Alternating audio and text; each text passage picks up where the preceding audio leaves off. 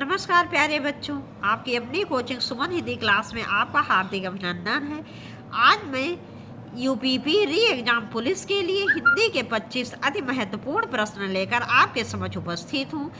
ये यूपीपी री exam police Hindi का तीसरा वीडियो है, तो देखते हैं इन महत्वपूर्ण प्रश्नों को। प्रश्न 1, यथा रुचि में समास है। 1 तत्पुरुष, बी बहुब्रीहि, सी अव्ययी भाव, डी द्वंद्व। इसका विकल्प सी सही है, अव्ययी भाव। अव्ययी भाव समास में प्रथम पद या पहला पद क्या होता है? प्रधान होता है और वो अव्यय होता है। वो या अव्यय होगा या उपसर्ग होगा। तो अव्ययी भाव समास में पहला पद या पूर्व पद अव्यय या उपसर्ग होता है और वह प्रधान होता है। इतना प्रधान होता है कि दोनों ही पद या पूरा शब्द जो होता है वो अव्यय की भांति कार्य करने लगता है। देखेंगे अगला प्रश्न। प्रश्न 2, विभाव अनुभाव व्यभिचारी संयोगाद्रस रस निष्पत्ति को प्रतिपादित किया है। ए दंडी ने, बी भरत मुनि ने, सी वामन ने, डी अभिनव गुप्त ने। इसका विकल्प बी सही है, भरत मुनि ने।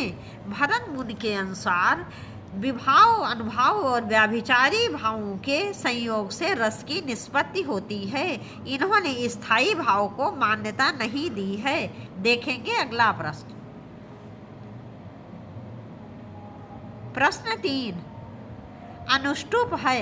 1 छंद, 1 अलंकार, 1 रस, 1 गुण। इसका विकल्प ए सही है, 1 छंद। अनुष्टुप एक छंद है। इस छंद का प्रयोग संस्कृत में बहुत अधिक होता है, हिंदी में बहुत कम होता है। देखेंगे अगला प्रश्न। प्रश्न 4, उदित उदयगिरि मंच पर रघुबर बाल पतंग, बिगसे संत सरोज सब, हर्षे लोचन भृंग। उपर्युक्त पंक्तियों में कौन सा अलंकार है? ए उपमा, बी रूपक, सी उत्प्रेक्षा, डी दृष्टांत। इसका विकल्प बी सही है, रूपक। जहाँ उपमेय में उपमान का भेद रहित आरोप होता है वहाँ रूपक अलंकार होता है, अर्थात उपमेय और उपमान में कोई अंतर नहीं रह जाता। जैसे उदित उदयगिरि मंच पर, यहाँ उदयगिरि पर्वत क्या है? इसको मंच का रूप दिया गया है। रघुवर बाल पतंग, रघुवर रामचंद्र जी को बाल पतंग का रूप दिया गया है। बिगसे संत सरोज सब, सरोज माने कमल, जो संत जन है, संत लोग हैं, अच्छे सज्जन लोग हैं, वो उनको कमल का रूप दिया गया है। हर्षे लोचन भृंग, और जो उनके लोचन माने नेत्र हैं उसे भौरे का रूप दिया गया है, इसलिए यहाँ पर रूपक अलंकार है। देखेंगे अगला प्रश्न। प्रश्न 5, ऐषणा का अर्थ है। ए प्रेरणा, बी अनिच्छा, सी अभिलाषा, डी कोई नहीं। इसका विकल्प सी सही है, अभिलाषा। ऐषणा का अर्थ अभिलाषा या इच्छा होता है। देखेंगे अगला प्रश्न। प्रश्न 6, अज्ञ का अर्थ क्या है? ए जो कुछ भी नहीं जानता हो, बी जो सब कुछ जानता हो, सी जो बहुत थोड़ा जानता हो, डी जो जानता भी हो और नहीं भी जानता हो। इसका विकल्प ए सही है, जो कुछ भी नहीं जानता हो। आगे का अर्थ होता है जो कुछ भी नहीं जानता हो। आगे का विलोम होता है बिग, बिग का अर्थ होता है जो सब जानता हो। देखेंगे अगला प्रश्न। प्रश्न 7, आग का पर्यायवाची शब्द नहीं है। नहीं है पूछा गया है यहाँ। ए अनल, बी पावक, सी व्योम, डी कृषाणु। इसका विकल्प सी सही है, व्योम। व्योम आग का पर्यायवाची नहीं है, अन्य तीनों आग के पर्यायवाची हैं। व्योम का अर्थ होता है आकाश। देखेंगे अगला प्रश्न। प्रश्न 8, ग्रस्त का विपरीतार्थक शब्द है। ए मुक्त, बी सुप्त, सी लुप्त, डी ग्राह्य। इसका विकल्प ए सही है, मुक्त। ग्रस्त माने किसी चीज में लगा हुआ, तन मन से लगा हुआ, जकड़ा हुआ, उसमें बिल्कुल लीन। और मुक्त का क्या अर्थ होता है? उससे अलग हो जाना, स्वतंत्र हो जाना। तो ग्रस्त का विलोम होगा मुक्त। देखेंगे अगला प्रश्न।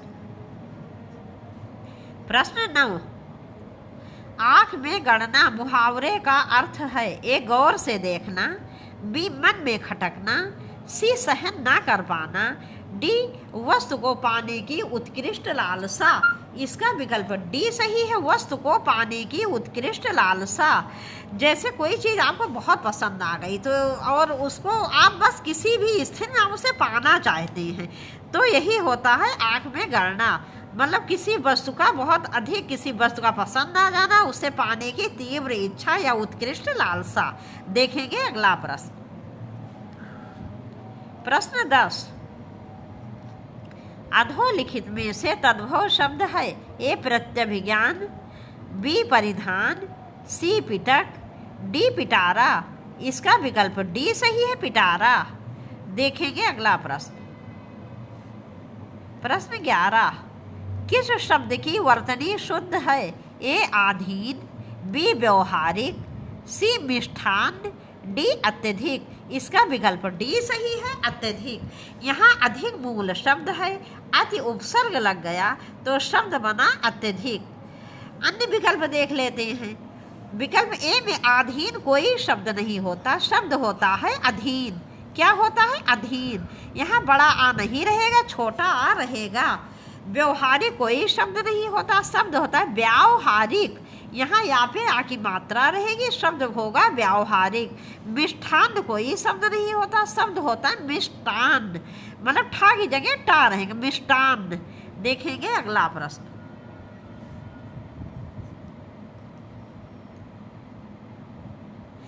प्रश्न 12, निम्नलिखित में से कौन सा वाक्य व्याकरण की दृष्टि से अशुद्ध है? ए वो दंड देने योग्य है, बी 4 विद्यार्थी नकल करते हुए पकड़े गए, सी मैंने ये पुस्तक पढ़ी है, डी उन्होंने अभी अभी खाना खाया। इसका विकल्प ए सही है, वो दंड देने योग्य है। इसका शुद्ध वाक्य होगा वो दंड पाने योग्य है। अन्य तीनों ही विकल्प शुद्ध हैं, तो यही आपका उत्तर होगा।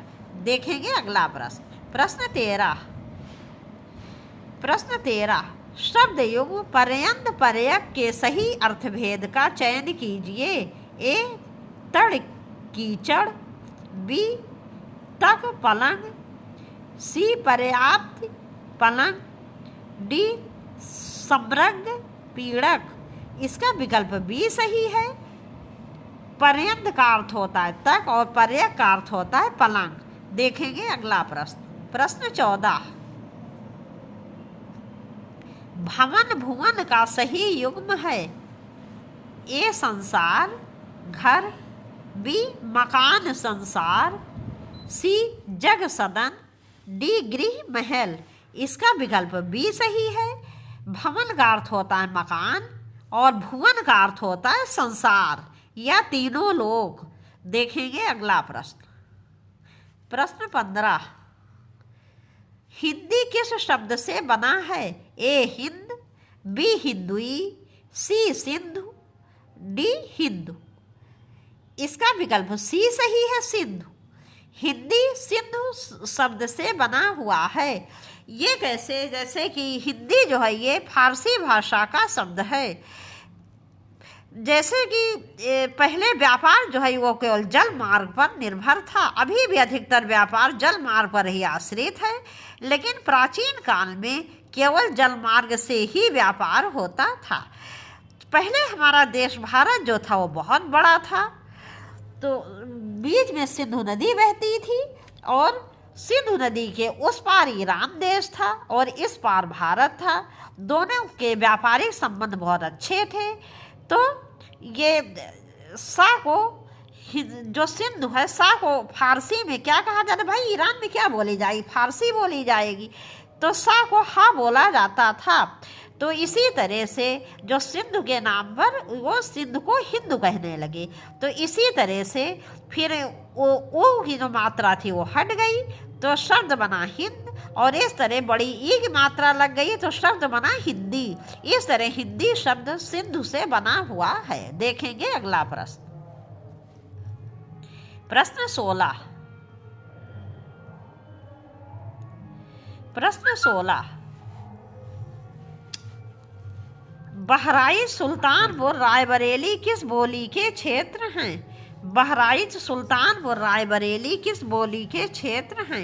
ए छत्तीसगढ़ी, बी बघेली, सी ब्रजभाषा, डी अवधी। इसका विकल्प डी सही है, अवधी। बहराइच सुल्तानपुर रायबरेली आदि में अवधी बोली का जो है यही बोली जाती है। जैसे कि अवधी मुख्य रूप से अवधी का मूल केंद्र क्या है? अवध है। अवध जैसे पूरा अयोध्या जो है, इस पर अयोध्या फैजाबाद, इसमें फैजाबाद क्षेत्र भी अयोध्या में आ गया है। तो अयोध्या, लखनऊ, बाराबंकी, उन्नाव, लखीमपुर खीरी, ये सीतापुर, बहराइच, गोडा, सुल्तानपुर, प्रतापगढ़ और ये आपका प्रयागराज, तो इन सभी स्थानों में अवधी बोली जाती है। देखेंगे अगला प्रश्न। प्रश्न 17, विनय पत्रिका नामक ग्रंथ की रचना की है? ए मलूकदास, बी गोस्वामी तुलसीदास, सी विक्रमादित्य, डी केशवदास। इसका विकल्प बी सही है, गोस्वामी तुलसीदास। विनय पत्रिका नामक ग्रंथ की रचना गोस्वामी तुलसीदास जी ने की है और ये रचना इन्होंने ब्रज भाषा में की है। गोस्वामी तुलसीदास जी ने 2 भाषाओं को अपनाया है, अवधी और ब्रज। तो इनकी विनय पत्रिका जो रचना है वो ब्रज भाषा में है। देखेंगे अगला प्रश्न। प्रश्न 18, एक दिन बोलेंगे पेड़ काव्य कृति के रचनाकार हैं? ए अरुण कमल, बी मंगलेश डबराल, सी राजेश जोशी, डी उदय प्रकाश। इसका विकल्प सी सही है, राजेश जोशी। देखेंगे अगला प्रश्न। प्रश्न 19, तुलसी गंग दुओ भये सुखबिन के सरदार। यह प्रसिद्ध कथन किसका है? ए भिखारी दास, बी ब्रजनाथ, सी रामचंद्र शुक्ल। ये शुक्ल होगा बच्चों, ये पता नहीं कैसे आधा का उल्ला छूट गया है, ये होगा शुक्ल। डी राम कुमार वर्मा। इसका विकल्प ए सही है, भिखारी दास। तो ये पंक्तियां या ये कथन भिखारी दास जी का है। ये ना आप लोग समझ लेना ये भिखारी थे, ये भिखारी नहीं थे। ये रीतिकालीन रीतिबद्ध काव्यधारक प्रसिद्ध कवि हैं और इनका ये नाम था भिखारी दास। और ये पंक्तियां इनके द्वारा रचित हैं कि तुलसी गंग दो भय सुगबिन के सरदार। देखेंगे अगला प्रश्न।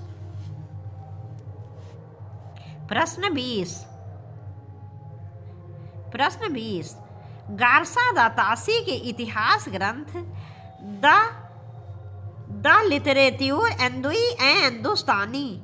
ये लाल पता नहीं कैसे लिख गया, लाल का कोई मतलब नहीं है।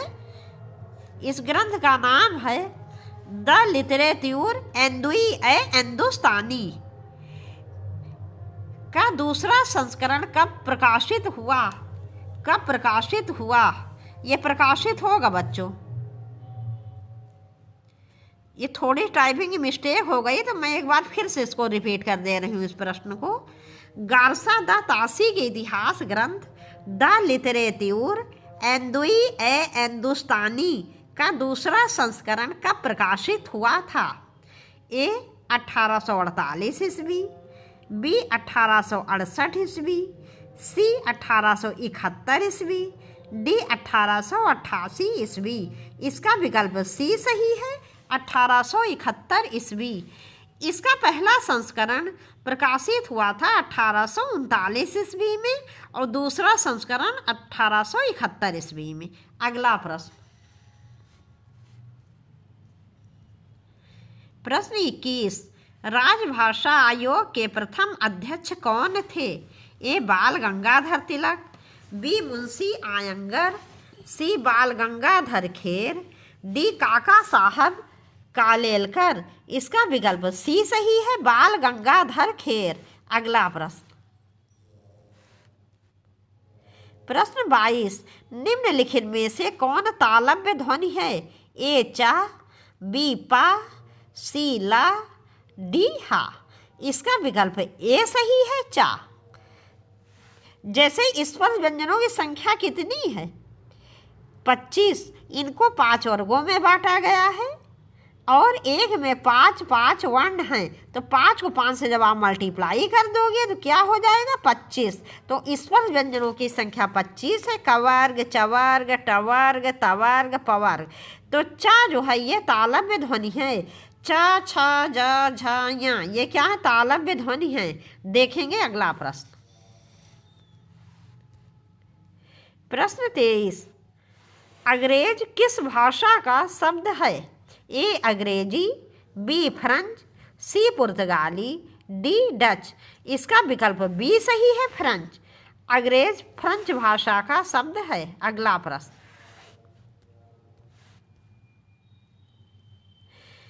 प्रश्न 24, सो है ए प्रश्नवाचक। यहाँ अव्यय भी होना चाहिए, लेकिन आप समझ जाओ कि अव्यय ही होगा या प्रश्नवाचक, बी निश्चयवाचक, सी संबंधवाचक, डी कोई नहीं। इसका विकल्प सी सही है, संबंधवाचक। सो, सहित, साथ, इस प्रकार के शब्द संबंधवाचक अव्यय के अंतर्गत आते हैं। देखेंगे अगला प्रश्न, प्रश्न 25 तथा इस वीडियो का अंतिम प्रश्न, निम्नलिखित में से कौन शब्द स्त्रीलिंग नहीं है? नहीं है पूछा गया है बच्चों। ए पानी, बी मानी, सी कहानी, डी रानी।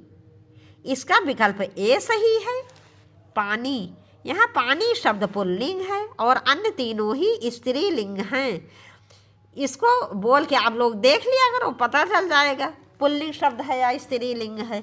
जैसे पानी पिया जाता है, पानी गिर गया, पानी का हाथ से छूट गया, तो इस प्रकार से पानी क्या है? पुल्लिंग है।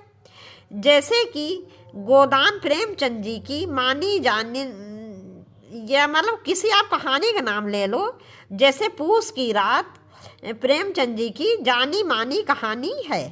रानी पद्मावती बड़ी सुंदर थी, तो इस प्रकार से या कहानी पढ़ी जाती है, कहानी लिखी जाती, कहानी बड़ी है, कहानी छोटी है। इस प्रकार से आप बोल के समझ सकते हैं कौन सा शब्द पुल्लिंग है और कौन सा स्त्रीलिंग है। बच्चों, यहीं पर ये वीडियो समाप्त कर रहे हैं। मुझे पूरा विश्वास है सारे प्रश्न आपको बहुत अच्छी तरह समझ में आएंगे। और आपको वीडियो कैसा लगा तो प्लीज़ आप लोग ये कमेंट्स ज़रूर किया करो। और यदि आपको वीडियो थोड़ा सा भी पसंद है, इसको ज़्यादा से ज़्यादा शेयर करो, जिसके आपके अधिक से अधिक मित्रों को इसका लाभ मिल सके। आपसे जल्दी ही मिलेंगे बहुत अच्छे प्रश्नों के साथ। धन्यवाद।